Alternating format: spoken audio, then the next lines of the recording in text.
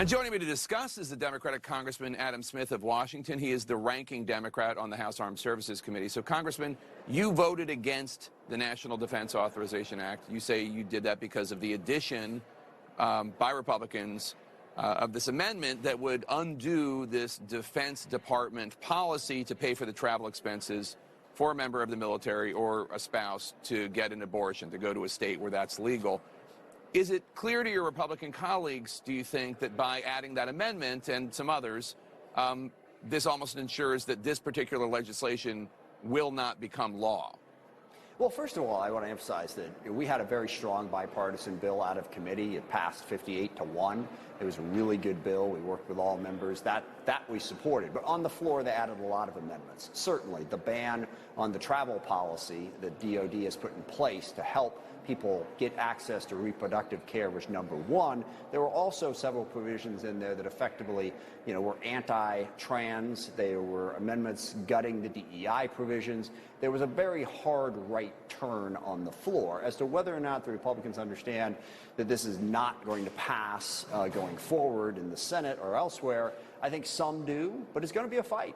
I mean, the Senate's not going to do this, and we're going to have a conference bill. But the folks who supported those amendments in the Freedom Caucus, we'll see how they react when the bill comes back with those things out of it. So what is your response to the Republican argument that if the Biden administration and the Pentagon want this to be the policy, this travel policy regarding going to states where abortion's legal, if they want it, they should introduce it as legislation? Yeah, well, not everything requires legislation. We've had, broad discussions about the policies that are out there. The DOD has long had a policy that if you cannot get the health care you need where you're at, they do pay for people to travel to get health care elsewhere. I mean, if you have a specific heart condition and you want to go to the Cleveland Clinic, or you go to the Mayo Center if you've got a cancer problem in Minnesota, we already have in place a policy that allows DOD to pay for travel for health care. They merely added to it reproductive care because of what happened with the Dobbs decision and the states banning that care in so many places. So I think this is well within the Department of Defense's purview to implement this policy. Normally, this legislation passes Congress with overwhelming bipartisan support, like you saw when it was reported out of the House Armed Services Committee. What's your message to Speaker McCarthy today after seeing how divisive this ultimately was? Yeah, I think it's unfortunate. I think it's a missed opportunity to show bipartisan support. But look, I mean, that's the legislative process.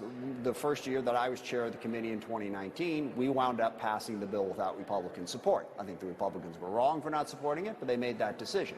It does happen. I'm less concerned about the process than I am about the policy.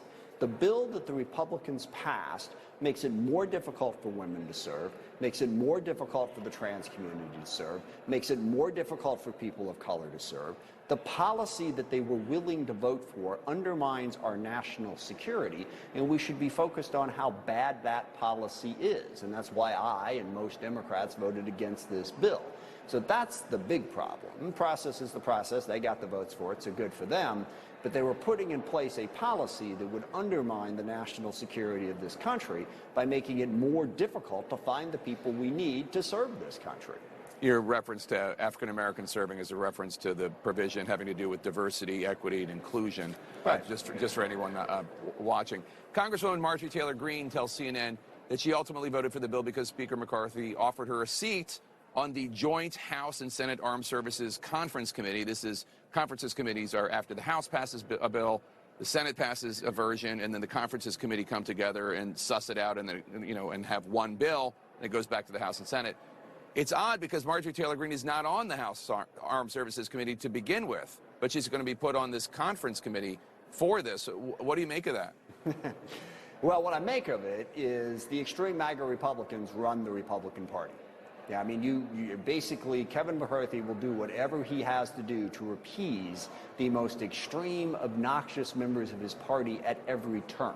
Because that bill that I mentioned that we passed out of the Armed Services Committee, that would have passed the House floor with probably 360, 370 votes. We would have lost a few, the Freedom Caucus members and some of our folks on the left who don't vote for the defense bill typically. We had a very strong bipartisan bill, but Kevin McCarthy's made it clear, whatever the far right wants, he will give them. And no, we've never had anyone serve on the conference committee who's not a member of the committee. But again, he will give away what he has to give away to keep them, at least marginally happy, I suppose. Congressman Adam Smith, ranking Democrat on the House Armed Services Committee. Thanks for your time, sir. Thank you, Jay. Appreciate the chance.